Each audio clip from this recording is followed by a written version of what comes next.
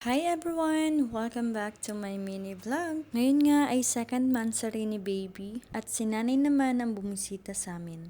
Pagkarating nga ni nanay ay ang apo niya kaagad ang nilapitan niya. Kaya daw siya bumisita dahil namimiss niya na daw ang apo niya at i-celebrate daw namin ang 2 months of existence ni baby. Sabi ko nga ay hindi na ako maghahanda dahil kinabukasan ay pupunta naman kami ng Manila. Sabi naman ni nanay ay mag-Jollibee na lang daw kami. Dahil matagal-tagal na rin daw siyang hindi nakakakain sa Jollibee at namimiss niya na daw ang mga pagkain dito.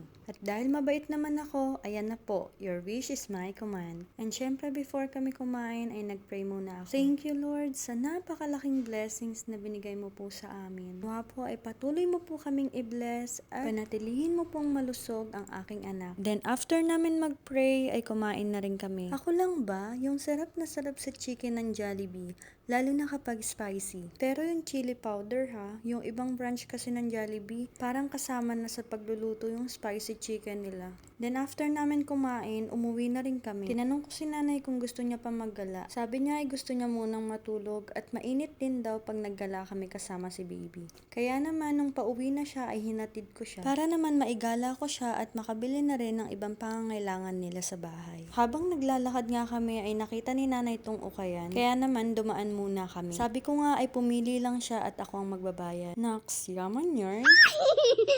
Sunod naman ay pumunta kami sa supermarket para mag-grocery. Pagpasok nga namin ay itong big cart kaagad ang hinawakan ni nanay. Sabi ko nga sa kanya wala akong budget. Credit card lang ang gagamitin ko at siya ang magbabayad. Pero syempre, charis lang yun. Pero mukhang kinabahan si nanay kaya puro maliliit ang kinukuha niya.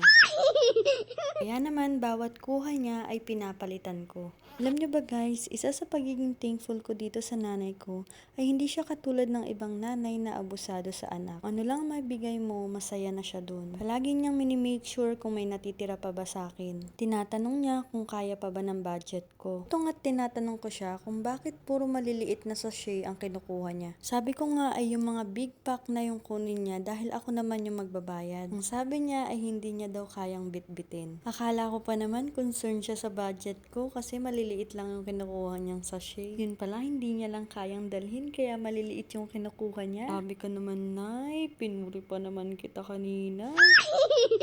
Charis lang. Gusto ko pa sanang punuin yung cart pero dahil may baby na ako, meron na rin akong ibang priority bukod kila nanay. Kaya hindi lang sa hindi niya kayang dalhin ay budget pa rin ang pera ko. Pero kahit priority ko na ang baby ko ngayon, kapag may sobra ay hindi ko pa rin nakakalimutan na tulungan sila nanay. After nga namin mag-grocery ay hinatid ko na si nanay sa sakayan. Yun lang, hanggang dito na lang. Bye!